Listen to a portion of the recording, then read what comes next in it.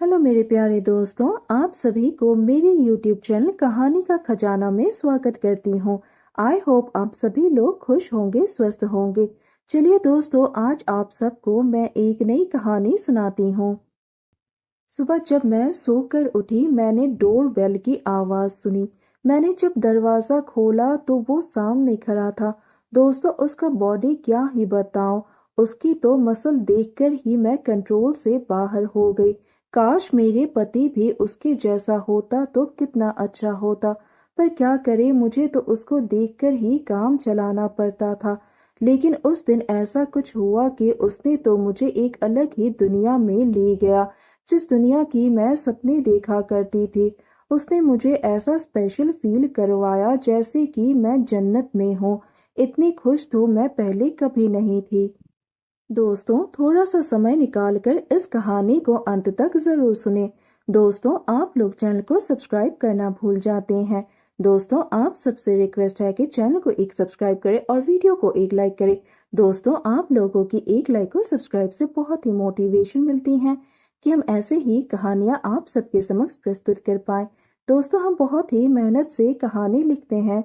आशा करती हूँ कि यह कहानी आप सबको पसंद आएगी।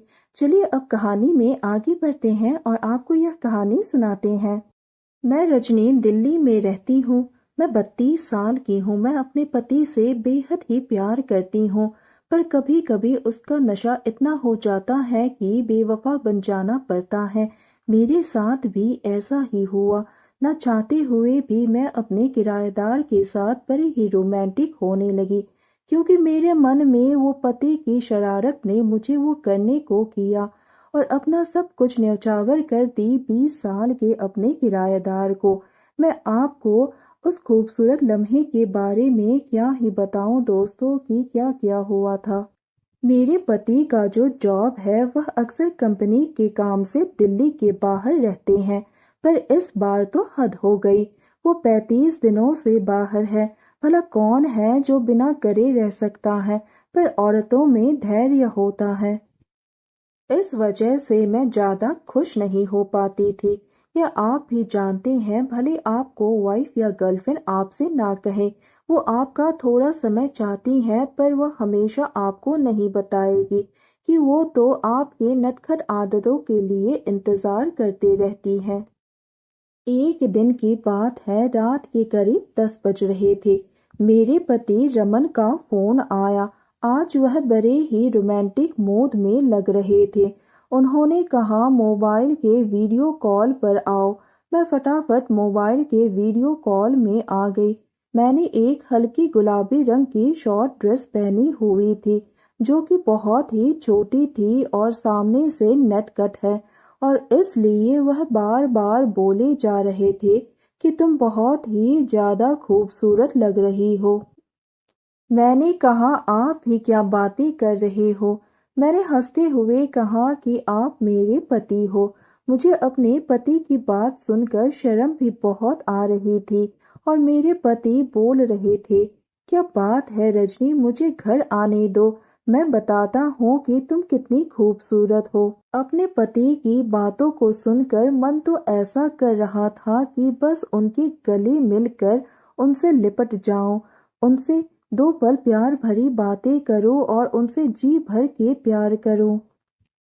मेरे मन में आया कि तू कितनी बेशर्म हो गई है रजनी। मैं अपने पति की बातों को अच्छी तरह से समझ गई थी कि वो क्या कहना चाहते हैं। यह सुनकर मैं पागल सी होने लगी थी। हम दोनों ने बहुत देर तक प्यार भरी बातें की और उसकी थोड़ी देर बाद उन्होंने आई लव यू बोल के बोले, ठीक है रजनी, तुम अब सो जाओ, गुड नाइट। मैं उनकी याद में तड़पती रही और कुछ देर तक ऐसे ही बैठी रही, और उसके बाद मैं अपने कमरे में जाकर सो गई। सुबह जब मेरी आंखें खुली तो मन ही मन रात की बातों को याद कर रही थी। बेड से उठा नहीं जा रहा था। मैं अपने पति से दूर होकर बहुत ही अधूरी सी महसूस कर रही थी। उनकी यादें मुझे पागल कर रही थी। मुझे ऐसा लग रहा था कि जल्दी से मेरे पति घर वापस आ जाए और मैं उनसे जी भर के प्यार भरी बातें करूं। रात की बातें सोचकर मुझे प्यार भी आ रहा था और गुस्सा भी। प्यार से सोचा कि कैसे हम दोनों वीडियो कॉल पर आए थे, और गुस्सा इस बात का कि वह तो अपना काम में बिजी है और मैं अंदर ही अंदर घुट रही थी, प्यार के लिए तड़प रही थी। तभी मेरे दरवाजे का डोरबेल बजा। मैं दरवाजे के सुराग से देखी मेरा किरायादार, जो कि 20 साल का नौजवान है, एक जिम में ट्रेनी है। वो हाथ में बाल्टी लिए और अपने टॉवल पहने खड़ा था।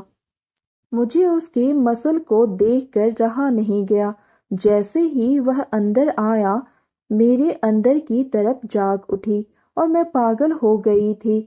मैंने उसको पकड़ लिया और उसकी गालों में एक पप्पी कर दी। वो कहने लगा कि भाभी, आप यह क्या कर रही हो? मैंने कहा, चुप हो जा, नहीं तो मैं शोर मचा दूंगी कि तुमने मेरे साथ वो सब किया।